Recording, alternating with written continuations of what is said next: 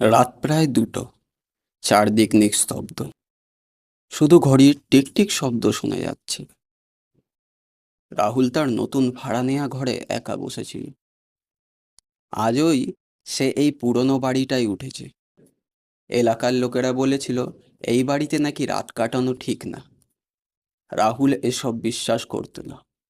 হঠাৎ ঘরের দরজাটা ধীরে ধীরে নিজে থেকেই খুলে গেল, কড়কড় শব্দ করে। রাহুল ভাবল হাওয়া, কিন্তু জানলাগুলো তো বন্ধ। সে উঠে দরজা বন্ধ করল। ফিরে এসে বিছানায় বসতেই তার পিছনে যেন কেউ দাঁড়িয়ে আছে এমন অনুভূতি হলো। ধীরে ধীরে সে ঘাড় ঘোরালো। কেউ নেই। হঠাৎ আয়নার দিকে তাকাতেই তার বুক ধক ধক করে উঠল। আয়নায় তার পিছনে একজন দাঁড়িয়ে। মুখ দেখা যাচ্ছে না, শুধু কালো একটা ছায়া। রাহুল পিছনে তাকালো। কেউ নেই। আবার আয়নায় তাকালো। ছায়াটা এবার আরও কাছে। তার শ্বাস দ্রুত হয়ে গেল।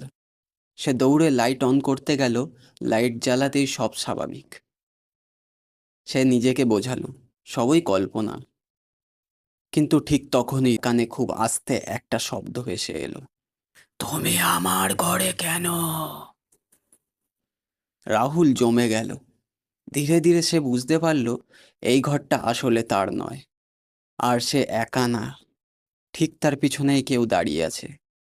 আর এবার আয়নায় নয়, বাস্তবে। গল্পটা কেমন লাগলো? ছোট গল্প ছিল, শুনে ভালো লাগলে চ্যানেলটি অবশ্যই সাবস্ক্রাইব এবং লাইক করবেন।